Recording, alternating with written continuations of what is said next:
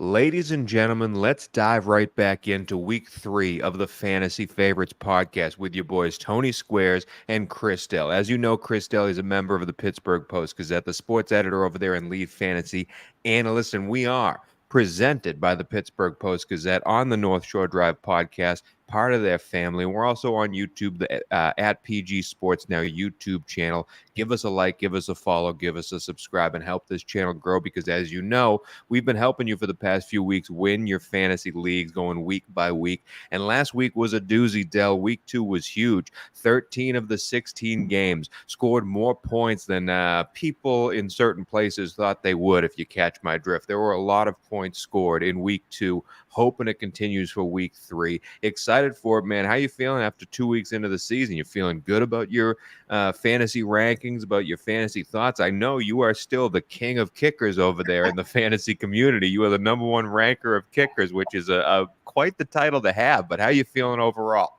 I'm feeling good, Tony. No one wants to hear about my fantasy teams, but I'm in 4 main season-long leagues. Went 4-0 this past week after a 2-2 week 1. And the main message of my fantasy favorites column in week 2 was to not overreact. And I think we did a good job of that overall. My lead was that, hey, there's a lot of 1-0 teams after week 1 in your fantasy leagues that are not good at all. Yep. So you kind of got to hold steady. However, now that we have 2 weeks under our belts, I think the theme of the week is to not get comfortable. You might have a good team at 2-0. Don't get too comfortable and think your roster's set in stone. Always be looking to churn those extra roster spots on your bench. Always be looking to make trades. Personally, for me, I sent out messages yesterday to all the 0-2 teams in my league. I've got two or three 0-2 teams in every league. Try to spot their weaknesses, see if it lines up or things I need on my roster, and we start the negotiation process. Man, it's a grind, but it's getting to the fun part of the season, which is trade season in fantasy. So I'm excited, man. Week 2, we're already picking at corpses over there in the Dell Fantasy Leagues. I love it. But let's go in. We're going to be talking about trade targets in future episodes. We're going to be going through, like, you should focus on these guys. You should hold on to these guys. And we have some new segments coming with this show because, as you know, as Chris Dell said, there's been 2 weeks of games. We're starting to get a sense of how these teams and how these players look. And we might have made some mistakes in our draft world. So we're going to focus in on what we should do now, what changes we should make right now. And yes, this works for every 2-0 team and 0-2 team out there for sure. But let's dive into the first position we're going to go down, a position that me and you have done really well prognosticating over the past 2 weeks. Last week, it was very funny. You had Anthony Richardson as a buy. I had Anthony Richardson as a sell, and we were both correct. In the first quarter, Anthony Richardson scored like 17 points, ran the ball in for 2 touchdowns, and then he doesn't finish the game, and it's Gardner Minshew. So somehow we both won that. But we were doing pretty good as well. I gave out Jared Goff. I also gave out Baker Mayfield as a sleeper. You gave out Sam Howell as a sleeper. It was good. We were looking good on the quarterback position. So we're diving in again. Dell, who's the first quarterback you want to give out that is a must start? I should say again, Dell, before you go, these quarterbacks, you're always going to start Pat Mahomes. We're not trying to give you those the Pat Mahomesians of the world. We're giving you the guys that you decide between on your bench. The guy that's going to give you an advantage over your opponent, even if he has Pat Mahomes. These are the guys you're not thinking about. So I wanted to make sure the audience knew where we were going for with that. Dell, QB number 1. Absolutely. I mentioned that at the top of every column that I write as well for all the positions I talk about. But here's one thing is that I don't think this needs to be said, Tony, but I feel like I kind of have to say it, is that you have to start Anthony Richardson. Right now, he's ranked as consensus quarterback 20 on the week, and I think it's because a lot of people aren't expecting him to play. I just want to throw that out there. If he's playing, you're starting him. I've got him as QB1 overall this week, ahead of Jalen Hurts, ahead of Josh Allen, ahead of Patrick Mahomes. If he would have finished, he's not playing. He's not playing, Dell. He might play. He was at practice. I mean, yes, he might play, but I mean, I think they're going to be safe with their all-star quarterback concussions and all that stuff. I think they played it safe in week 2. Yeah, if he plays, you're starting him. I just want to get that out there. I've got him as QB1 until they rule him out. So he could have completely broken the weekend in fantasy in week 2. I think he can truly finish as the quarterback 1 in fantasy points per game. But let me move on to someone a little further down the board. Let's say call it a borderline starter. And I think this guy is probably started in less than half your leagues because he's not really considered part of that top 10, top 12 yet. I mentioned him as my sleeper last week. He's one of my favorite starters this week, and I'm going I'm going back again to Matthew Stafford. I think Matthew Stafford is going to be a really good value because he's playing on Monday Night Football against the Cincinnati Bengals defense that has struggled to contain both Deshaun Watson and Lamar Jackson through the first 2 weeks. We've seen the emergence of Puka Nacua, Kyron Williams, the pass-catching running back out of the backfield. Typically, I don't go to these pocket passer, non-rushing type of quarterbacks, but I believe that if Joe Burrow plays, I'll be even more bullish on Stafford because that means at least the Bengals can push the pace on the other side of the ball. So Matthew Stafford's a guy to me. I've got him ranked as QB 13, which is 6 spots ahead of consensus. The industry right now has him as QB 19 overall, and he'd be right in that QB top 10 range if it wasn't for an extremely tough matchup in week 2 against the San Francisco 49ers. And I thought he acquitted himself quite well in that game too. Absolutely. So I would love to go to Brock Purdy, but he plays tonight here on Thursday Night Football. He was my sleeper last week. I mistakenly said that. And I also like Geno Smith in that same range. But for me, the first main guy is Matthew Stafford. Yeah, it's fun because Stafford's having an amazing season. We all thought the Rams were going to be terrible. He has not. He's thrown for over 300 yards in both of the games he's played. And yes, he doesn't have a lot of passing touchdowns, but that's because the Rams have scored 4 times a rushing touchdown, and all those rushing touchdowns have been right on the goal line. So we're inches away from Puka Nacua scoring his first career touchdown after catching 72 balls in the first 2 weeks. So Matthew Stafford's numbers are definitely there. But the first quarterback that I'm going to give out, and this is a guy when you talked about he's not in the top 10 of quarterbacks, he's just on the cuff of that. He's might not be starting all your leagues. I thought you were going to talk about the guy I'm about to talk about, and he's also a part of the LA sphere. No, it's not the Chargers quarterback. It's the guy who's playing the Chargers this week, and it's Kirk Cousins of the Minnesota Vikings. I hate Kirk Cousins. I'm a Green Bay Packers fan through and through. I despise Kirk Cousins wholeheartedly, but this dude, as we've seen in Minnesota, is slinging it once again. And it's because his defense stinks. They give up a lot of points, and they need to get a lot of points in order to compete. They can't run the ball at all. Alexander Madison's not doing well. They just traded for the piece of garbage that is Cam Akers. It's all about the passing offense in Minnesota, and that's because Kirk Cousins can still sling it at this old age. And I think he's going to do it against Los Angeles a lot. Los Angeles right now, their defense is giving up the most yards per passing play in the entire NFL, 9 yards per attempt. Give me that every single time. We saw what Tua did against them. We've seen these teams throw and throw and throw in Los Angeles. I think Kirk's going to continue that. I think they're going to need to stay within the game. I love Kirk this week. The only thing that scares me, and it scares me about the longevity of Kirk Cousins, because Kirk has only been sacked 4 times this season. It's very low. CJ Stroud, for instance, leads the NFL with 11 sacks on the season. As we know, the older you get as a quarterback, how do you get injured? We saw it with Aaron Rodgers. That's what happens when it's a sack. So Kirk's only been sacked 4 times, but he leads the league in how many times he's been hit when throwing the football. So he hasn't been sacked. He's gotten rid of the ball, but that offensive line is getting him beaten up. So that scares me for the longevity of Kirk Cousins. This is what we're talking about, trade targets for later. I think Kirk kills it this week, and if you have him on your team, you're starting him. And then in week 4, you're looking like, hey, anybody need a quarterback? I got Kirk Cousins over here. He's leading the league in passing yardage. I think he could do it. Kirk Cousins is my start, and we're just looking towards the future of trying to sell high on that, man. Dell, your second quarterback. I just will say that there are some reports out there that if the Vikings lose this weekend to the Chargers and go to 0-3, they're in serious contention to want to get one of the quarterbacks in the draft. And I would not be surprised if in 1 or 2 weeks, Kirk Cousins is a New York Jet. So I'm just going to put it out there. I don't know. I think his efficiency might go down a little bit because it would be a run first, defense first type of team. But yeah. I think that Kirk Cousins' strong chance he becomes a New York Jet in the next couple of weeks. Based off of stuff I'm seeing. But anyways, I'm going to go on to my next guy here. And I mentioned him briefly right at the end when I was talking about Stafford. It's Geno Smith. And he's right out there. I actually have him ranked 3 spots ahead, of Matthew Stafford in that same range of Kirk Cousins. And the reason why is because, again, we didn't want to overreact to week 1. And we saw in week 2 that Geno Smith is continuing his elite passing efficiency from last season in 2022. The weapons are there. DK Metcalf, Tyler Lockett, Jackson Smith and Jigba started coming on a little bit in week 2 as well. And we saw him be one of the most accurate passers again in that game here. So I think when you're looking at a guy like Geno Smith, he has a great matchup here. And whether Andy Dalton or Bryce Young winds up getting the start for Carolina in week 3, this is the defense that we can absolutely take advantage of and exploit. So I'm looking at a guy like Geno Smith He's usually good for about 3-4 rushes or scrambles per game. He was the quarterback 8 in fantasy points per game in week 2. I think he only starts to get more comfortable. They started leaving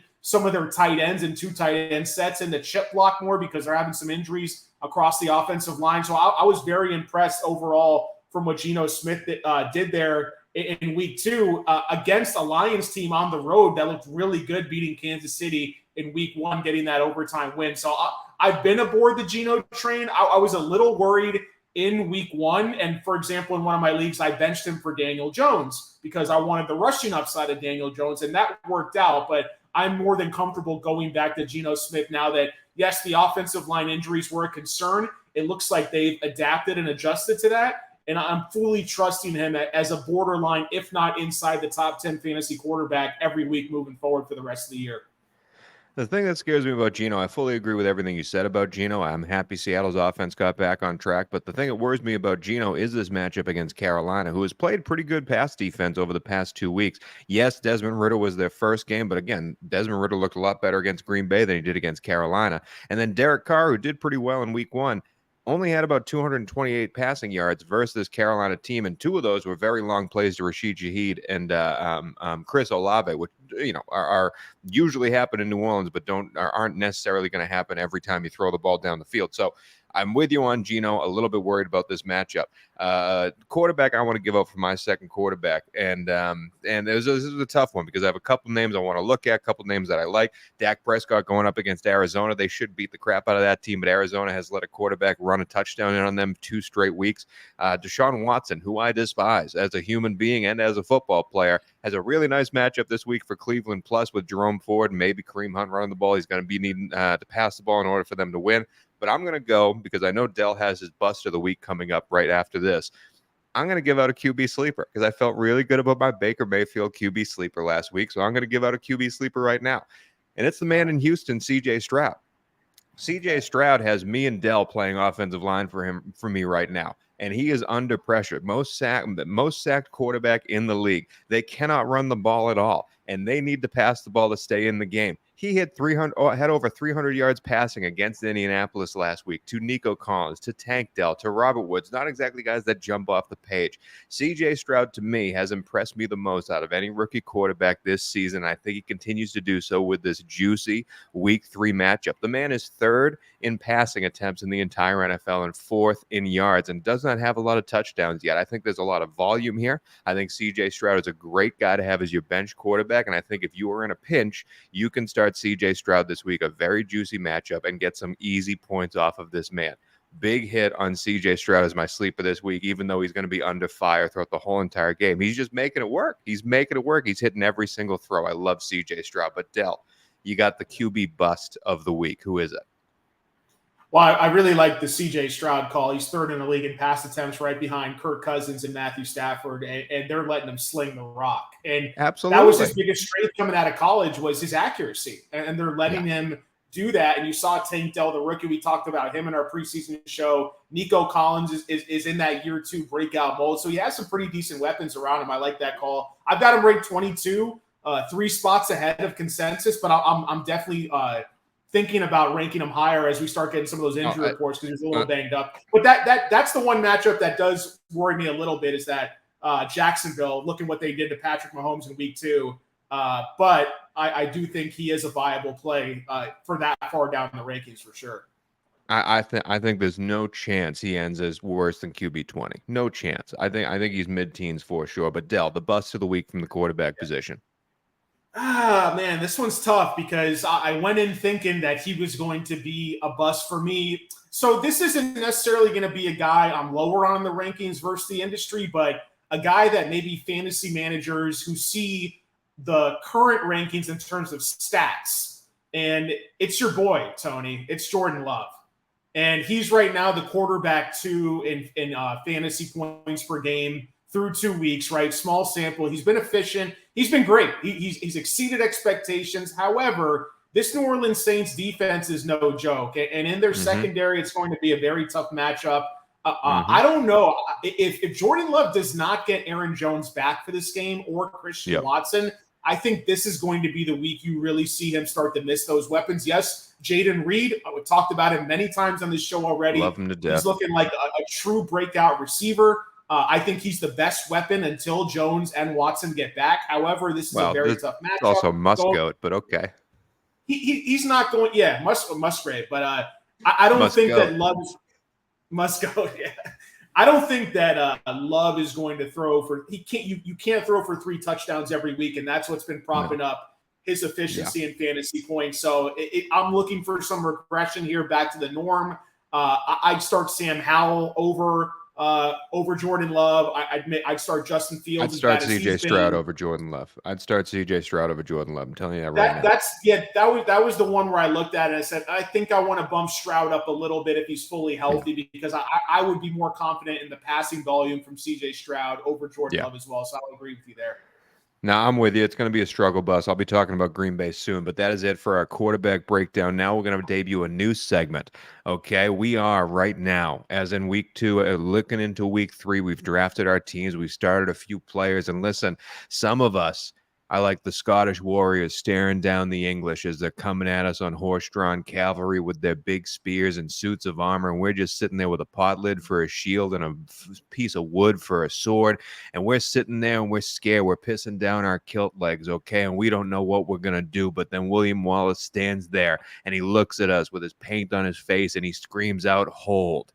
So, Dell, you are William Wallace, and I'm going to read down a couple of fantasy names right now that we don't know whether we should just get rid of and run away scared into the woods or if we should William Wallace and hold because the worst has happened and this will pay off in the future. So here's a couple of names that are ugly right now. You need to tell us what we're going to do. First name, be very quick with this. Justin Fields, quarterback of the Chicago Bears. Hold or run away? I'm holding because once they let him actually start running, he's going to be back inside that top 10. Interesting. What about this man? I have to double check this, but I'm pretty sure he ran for negative yards last week, and he led the league in rushing the year before. Josh Jacobs, Las Vegas Raiders. Hold or run away? Well, it's the question is it sell or is it buy? And you can't sell at someone's low point. So if anything, you buy low because he's getting 20 touches a game. You can't find that usage that often across the current NFL landscape at running back right now. So if anything, you got to either hold or buy low. Speaking of usage, Dameon Pierce of the Houston Texans. This is an interesting situation there. Are we holding? We drafted Dameon to be our RB2 possibly. Are we holding or are we looking for a replacement? Well, I mean, I'm not comfortable starting him, but you're not cutting him to waivers. If you can package him in a trade, try to package Pierce with someone else, do a 2-for-1, trade 2 players, get 1 better player, quality over quantity, throw him in a 3-for-2, a 4-for-3, whatever you want to do. I'd try to sell Dameon Pierce now because that offense is pass first, and he's not playing all the passing downs at running back. For our Steelers fans, are we holding or trying to get rid of Najee Harris? Ooh, Will it get better? I mean, well, here's the thing. They play the Raiders this week. So if Najee should have a decent game, you sell him the second that game is over and trade him away after this game. That's what you do. You don't sell him now because no one's buying. But the second he falls in the end zone, you trade him away. Last one I'll give out. Kyle Pitts. You probably drafted him 5th, 6th, 7th tight end off the board during the draft. He's your TE1. He's disappointed yet again. This Atlanta offense is disappointed once again passing the ball.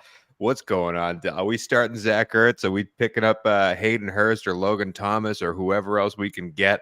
Or are we holding for the hope of Kyle Pitts? Well, it's all the guys I sold on last week. Hayden Hurst played as a part-time player. Logan Thomas got hurt, just like I said. Zach Ertz catching a touchdown. Yeah, Zach Ertz, he's got like 90 targets and 20 yards. I mean, it's the most like the biggest. But are you holding Kyle Pitts? If we Braveheart hold, it's going to get better. If you listen to the show, you never drafted Kyle Pitts. If you took our advice, you never drafted Kyle Pitts. So it goes without saying, you don't need Kyle Pitts. I would consider cutting him to waivers. Let one of your other opponents pick him up thinking he's a buy low and let them suffer the misery because take the clip from a couple weeks ago when I said that there's a possibility Geno Smith might run more routes and get more targets than Kyle Pitts because Geno Smith is Arthur Smith's boy from Tennessee. And that's how it is right now in Atlanta. It's a sad story, man.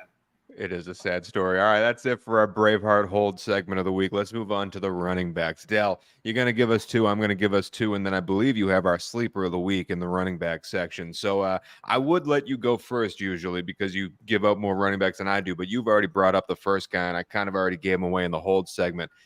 Look, I'm looking straight at the camera. If you're watching at PG Now YouTube Sports Channel, you're just going to have to listen if you're on the North Shore Drive podcast channel brought to you by the Pittsburgh Post-Gazette. Nailed that plug already. Great job. Pat me on the back. But I'm looking straight into the camera, and I'm telling you this. If you were one of the Steeler fans that foolishly drafted Najee Harris as your RB1, RB2, and you've been suffering. You're probably an 0-2 team. You're probably struggling. People are making fun of you in your league. I get it. We've all been there. We all have hope. We all have dreams, and sometimes they don't come to fruition. But this is the week, my friend. This is the week that you start Najee Harris, and he actually produces. Because if it isn't this week against this matchup for this team, then it's never, ever, ever going to happen. The Las Vegas Raiders, I mean, they are terrible. They are a bad football team. They give up huge rushing yards to absolutely anybody. Everyone on the Bills last week, all three of their running backs produced at a fantasy level last week. If Najee Harris cannot do it this week, then you got to cut ties and never touch him again, because this right now is why you drafted him. You start Najee Harris. He's going to have a good week. And if he doesn't, he's probably going to get cut from the Steelers. That's it. That's it for Najee Harris. Dell, who's the first running back you want to talk about? Yeah, I agree with 100% on that. Then you trade him away, like I said. I mean, that's the only option you got right now. If you can't do it against the Raiders, you can't do it against anybody. I actually really like a guy I've been warming up to a little bit. I think the matchup on paper is pretty good. And that's James Cook from Buffalo. And James Cook has really established himself as the clear starter. Now, look, there's a couple of drawbacks with Cook. One is that certain games, his target share will go down because Josh Allen will scramble and not look to check down. But they have been drawing up design targets to the running back, and those have all gone to James Cook. It does concern me a little bit. He has yet to get a goal line or inside the 5 carry in his career. They're not using him in that capacity. Dell, it is so terrible. It is so, as a man who owns James Cook in a big league for me, it's so Latavius Murray is the bane of my existence. But yes, keep going. Yeah, it's Latavius Murray. And then Damian Harris also got a touchdown last week too. So it's both those guys rotating back. But James Cook is explosive. And this is a matchup where the Bills are pretty hefty favorites. And in this type of matchup, you know, there are going to be those times where James Cook does break off a touchdown of longer than 5 or 10 yards. Those things are going to come. So I think when you look at the overall running back landscape right now, James Cook is right around that RB10 range. You know, right around the likes of Derrick Henry, Raheem Mostert, who popped off last week, Ramondre Stevenson. Yep. You know, he's living up to the draft tag so far, and he hasn't scored a touchdown yet, which means that those touchdowns, even if there aren't going to be many, they still are going to come eventually. So I think in this matchup is where I want to take advantage. We saw teams have had decent success running the ball against Washington, even though they have a pretty good pass rush. We saw in week 1, James Conner had a pretty good game. Javonte Williams had a pretty decent day in week 2 when they played against Denver too. So he's my first running back favorite of the week. I like that. And go with running back number 2 we want to talk about here, Dell. Who's your second running back that you're ready to dive in on? Yeah, you know, I got to say, dive out on.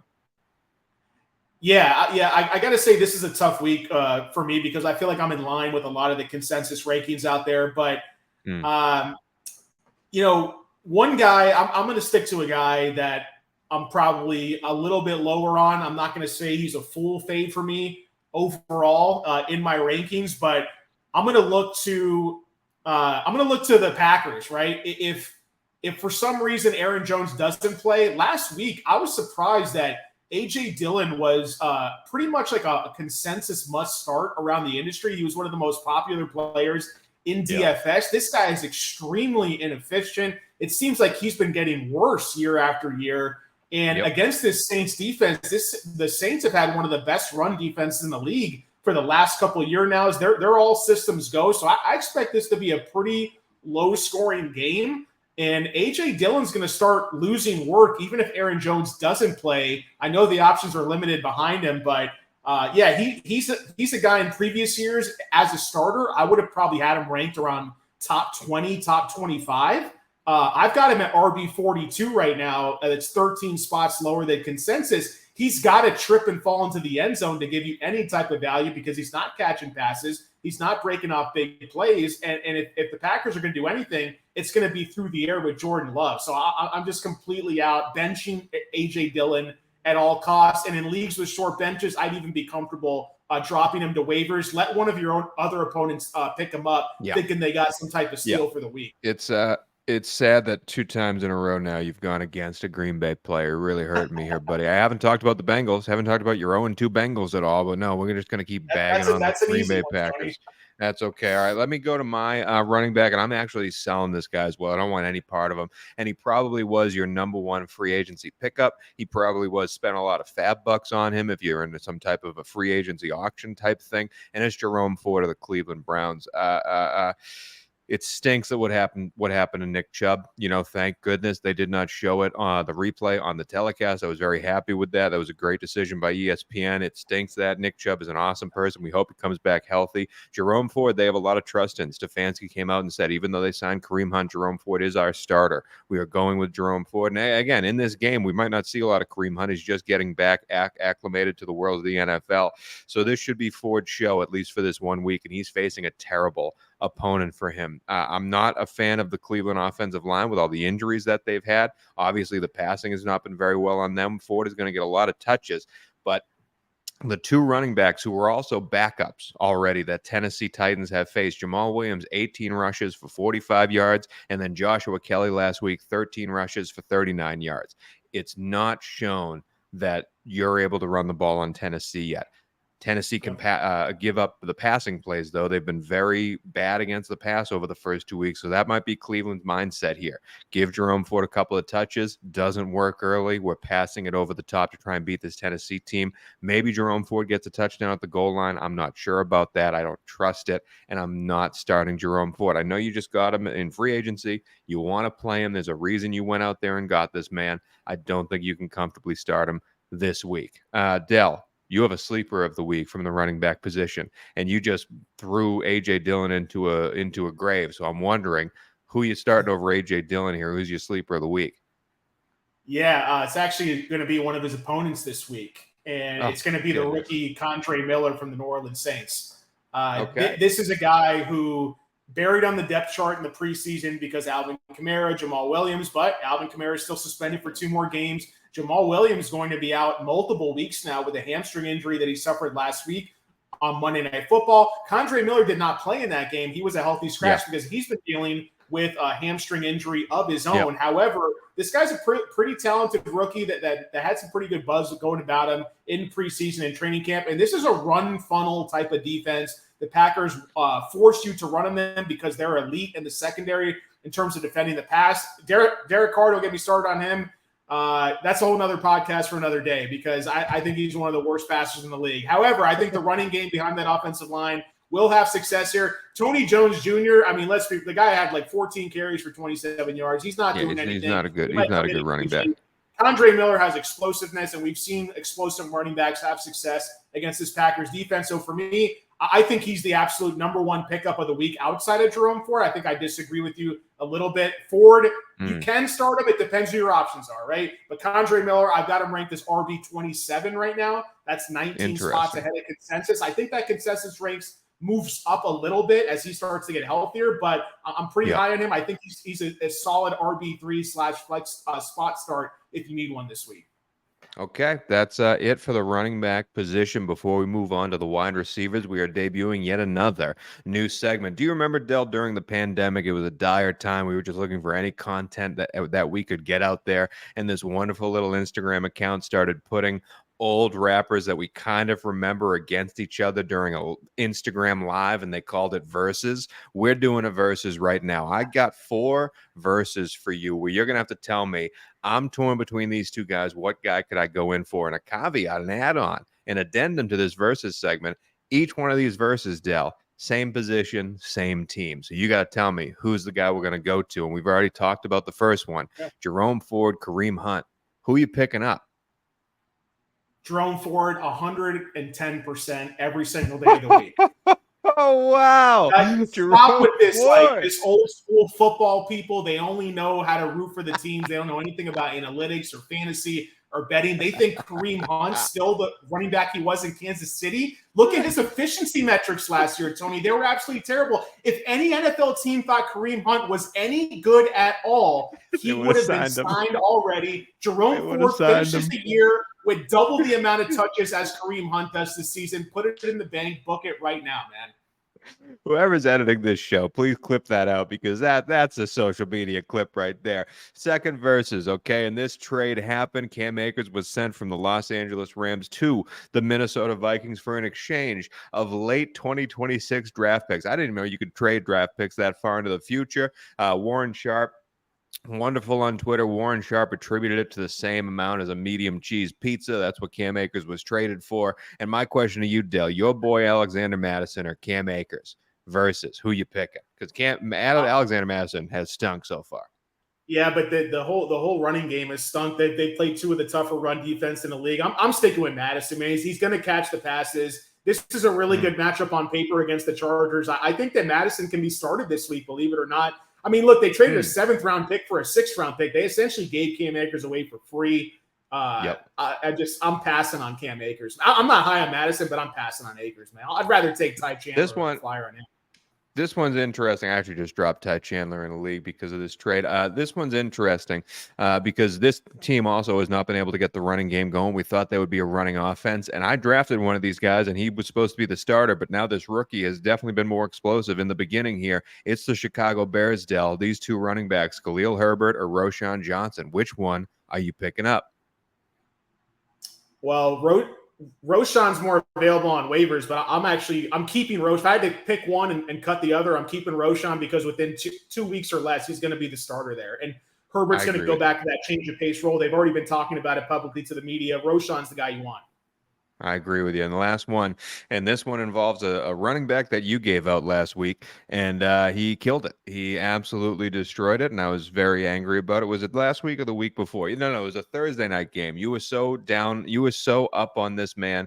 Thursday night game, and he destroyed it. And it's in Philly. We don't know Kenneth Gainwell's availability due to injury, but should he come back for week 3, who you got, man? DeAndre Swift or Kenneth Gainwell? It has to be Swift because he's a pass catching specialist. I mean, the guy ran for 170 yards. You can't just bench a guy like that. So it's Swift. If you got to pick between the two, you want the upside, you want the ceiling, you want Swift. All right, let's move on to wide receivers, my friend. It's time to dive in. Let's give out your first wide receiver for the week. Which guy are you going with? Because I got to tell you, man, it's interesting for me. I got a lot of names written down. I'm not in love with any of them. I'll tell you, I have more sells than buys this week. But who are you giving me out for wide receiver 1? Who's your winner? Yeah, well, a couple guys are sells for me too. But the first guy I want to touch on, he's the cover boy for my rankings article, and that's Amari Cooper. I'm extremely high on Amari Cooper this week. Wow. Okay. You mentioned it. Think about the Titans defense. They stop the run. They're, we call the Packers a run funnel. They invite you to run on them. The Titans are the opposite. They're a pass funnel. They're one of the few true pass funnel defenses in the NFL. They invite you to throw the ball. It's going to be ugly from Watson. Don't get me wrong, but Amari Cooper is the alpha wide receiver in this offense. There was a chance he wasn't even going to play against the Steelers on Monday Night Football. He winds up turning in a monster performance. He's playing the best ball of his career. He's a guy I used to dog on a lot, Amari Cooper, back in his days in Las Vegas and Dallas, but he's actually getting better with age, and the matchup is prime on paper. None of the other receivers are competing with him for target share whatsoever in this offense. I expect him to get between 10 to 15 targets and finish the week as a borderline top 5, top 10 receiver. Okay, Amari Cooper, there it is. Dell, you've already touched on this team quite a bit, and I'm not meaning to do this because, again, I love this team with all of my heart. I have jerseys, I have hats, I have lanyards, I have a coffee cup, I have coasters, everything about the Green Bay Packers. You've sold out on Jordan Love, said he's not going to have a good week. You've sold out on A.J. Dillon, you said he's not going to have a good week.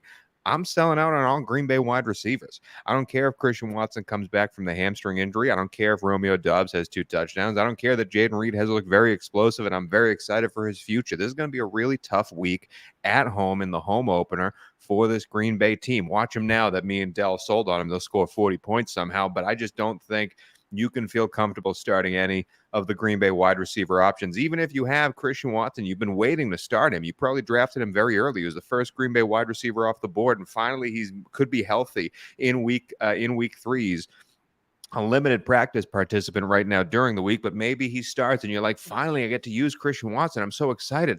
I wouldn't, man. I'm very nervous about how this team plays against this very strong New Orleans defense. Now, has New Orleans played two lackadaisical offenses? Maybe. Absolutely. Maybe. But I still don't trust that they can do it against this defense. I'm worried about Green Bay. I'm sitting all their wide receivers. Dell, your second wide receiver. Yeah, my second wide receiver. I feel like this is common sense, but I guess it needs to be said because right now he's ranked as wide receiver 24 going against the New England Patriots. And if we know Bill Belichick's good for anything, it's in taking away the best weapon on the opposing team. And I think a healthy Breece Hall, maybe they would try to take him away, but I think it's hard to say that Garrett Wilson is not the number one best option in this offense for the Jets. And I think Bill Belichick takes him away in this game. Look, Garrett Wilson, if you're desperate at your flex, I've got him at wide receiver 35, so I'm not telling you to bench him outright. I'm telling you if you've got better options, I'd start Tutu Atwell over Garrett Wilson this week. I'd start Gabriel Davis, George Pickens, Jordan Addison. The list goes on and on. So wide receiver 35 for me, 11 spots lower than consensus. Zach Wilson's accuracy issues are a major problem, and you take away that one catch and run that Wilson had last week, and he had a really down game. So I'm tempering my expectations a lot for this Patriots matchup against the Jets.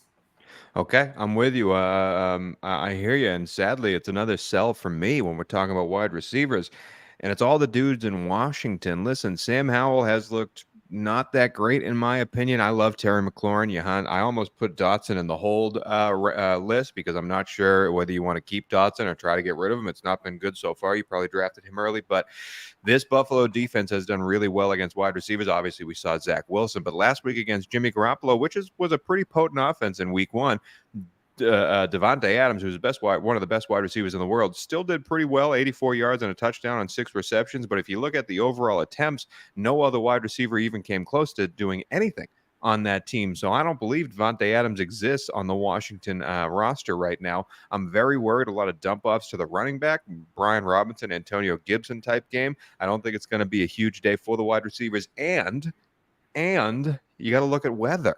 There's a tropical storm tornado thing. It's about to hit that whole area, that whole world of games in Baltimore, games in Washington, and the Maryland area is going to be a swamp, supposedly, on Sunday. I'd pay attention to that. So if I had a Washington wide receiver slated to start, I would pay attention to the weather and really look at trying to get someone else to start in that position. I'm selling Washington wide receivers. Dell, you have the stash of the week for the wide receiver position. Who might that be?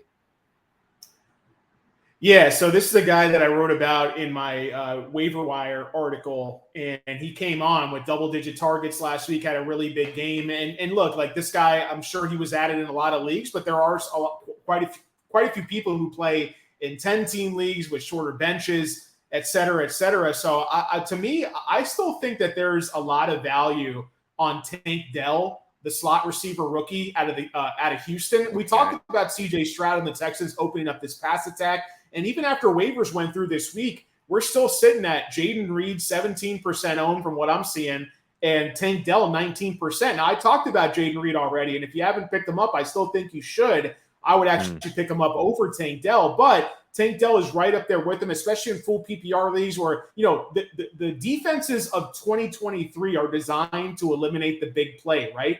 And that means a lot of too high safety shells, which means a lot of these slot shifty short receivers with speed, they're benefiting from that because a lot of these quarterbacks have to go underneath in these short to intermediate routes.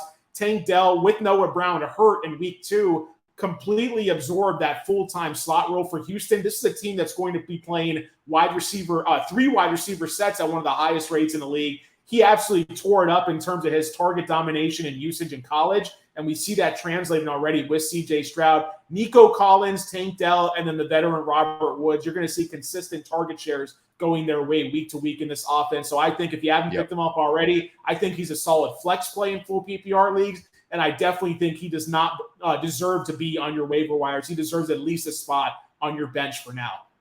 That was one of the verses I had written down that we didn't get to was Tank Dell versus Robert Woods. I'm interested to see who gets the better share because I think Nico's the number one there, and I do think Tank Dell and Robert Woods, with Houston being as far behind as they're going to be in most games, can be serviceable spot start players. It's just deciding which one you want to go on, but I do like Tank Dell as the stash of the week from the wide receiver position. Before we move on to tight ends, before we move on to kicker, chicken dinner, whatever it's called, we have a quick little news segment. We did this last week. It was kind of a buy or sell segment, but Dell wanted to add a third option because sometimes you're not full buy, sometimes you're not full sell, sometimes it's sort of like a holding position, maybe trying it out for a few weeks, see if it sticks. So we decided to name this segment Marry, Pluck, Kill. Yes, don't edit that out. It's Marry, Pluck, Kill. Marry means you're fully head over heels. You think this guy's the future. You're taking him. You're hitching your wagon to him. It's definitely going to work out. Pluck is you're not too sure, but you're intrigued. You're interested. You might want to try it out for a few weeks, see how it feels. Maybe you marry him later, but right now we're just plucking. And then the last one is we're letting it go. We're killing. There's no chance this is going to work. So a few names here. We'll rifle through them fast, Dell, and you're simply giving me a marry, pluck, kill. First one, you made this mistake last week, Zach Ertz. He's the pluck if you just need a tight end to start, because as long as he's marry. playing, he's going to you gotta marry. He's got 72 targets in 2 weeks. 72 targets and 7 yards. This one you also made a mistake on last week. I'm allowing you to change your mind here. Tutu Atwell of the Los Angeles Rams. Yeah, I'm marrying him. Thank you. Finally, yeah. Tutu's I will deal. capitulate and change my stance on Tutu Atwell. Van Jefferson's going to be the one that sits when Cooper Kupp comes back, right? He has to. Those two young guys have played too well. I know it's different positions and they're very strict and like who's the X, who's the Y, but like Van Jefferson does nothing to that team. I'm worried Tutu will lose the slot routes when Kupp, but Kupp might not come back till at least week 5, so you're good with Tutu for now. Another guy who really impressed these first 2 weeks, Nico Collins of the Houston Texans. Oh, that's Mary. No prenup needed. Okay, all right. This guy is the T1 in some formats. Hunter Henry of the New England Patriots. Man, it's a Mary because of Bill O'Brien opening up that pass. Mac Jones leads the league in pass attempts, man. It's a Mary all day. Okay, Chris Dell is throwing out engagement rings like it's nobody's business. This one was interesting. Great first week, not a great second week. His snap counts went down, and the guy who played more than him looked like the second coming of the best running back in the world. But I do think there's opportunity still there. You probably picked him up off of waivers if you didn't draft him. So you're wondering, marry, pluck, kill, Tyler Algier. Ooh, I would say he's in the middle for me. He's a pluck because Bijan just looks better and better week to week. Algier will get you those touchdowns every now and again, but I don't think it's going to be a 50-50. It's going to be more like a 60-40, 65-35. So it's more in the middle for me now. Okay, this one I'm giving out because he made one of the best Instagram posts, social media posts I've ever seen. He scored his first touchdown, then he did like a baby photo with the said ball. Kylan Granson of the Indianapolis Colts, who has a lot of targets for Indy and has produced with those targets. But if you're looking for a spot tight end, we marry, pluck, kill, Kylan Granson. It's been impressive. Don't get me wrong. I love the Instagram post. Very cool. I'm gonna say pluck. I've got him at tight end 27. I just think there's better options out there on the waiver wire. They run like 4 or 5 tight ends at a time. So they do. All right, another Indianapolis player here, and we don't know if Anthony Richardson or if Gardner Minshew is going to play, but I will tell you this dude's going to play because he started last week and no one else had a carry from the running back position. Talking about volume, he had it. Zach Moss of the Colts. Marry, pluck, kill. Yeah, you have to marry that type of usage. Ooh, we're marrying Zach Moss. Yeah, I mean, you have to. What are you going to do? You're not going to cut him. I mean, he's getting you 20-plus touches a game. They might not be the most efficient, but you got to take that. Last one, Dell, and this one's going to be tough. I want an answer for each of them. I want to marry, I want to pluck, and I want to kill. And you're the pool you get to pick from is every single Kansas City wide receiver because there's so much going on there. Snap counts all over the place, targets all over the place. I have no idea what to do. Marry, pluck, kill. Kansas City wide receivers. Who's you marry? Who's you pluck? Who's you kill? And then there's 3 guys we're just not going to know what to do with. I'm not marrying any of them, Tony. I mean, it's like that season of The Bachelor where he doesn't wind up marrying anybody at the end. You know, I'm choosing to be single on that one. I would say you had to fool around for a week. Yeah, buy low on Pacheco. I think there's maybe some value there down the road. But that's the only thing I would say. I would pluck Pacheco. Not even picking a wide receiver then.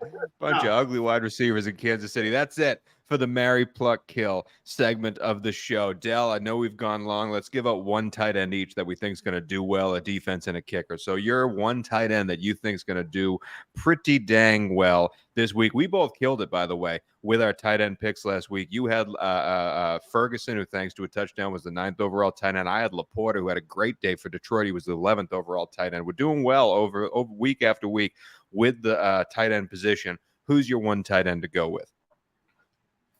Well, I would say Ferguson. I don't want to do that again.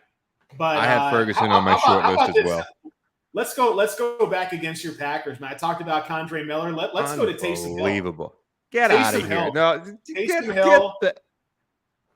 Just hear me out. Hear me out, Squares. Hear me out, Squares. Taysom Hill, I've got him ranked as my tight end 10 on the week. And it's for the simple fact that he's the only tight end in the league that gets rushing attempts. And you're basically playing a running back at tight end.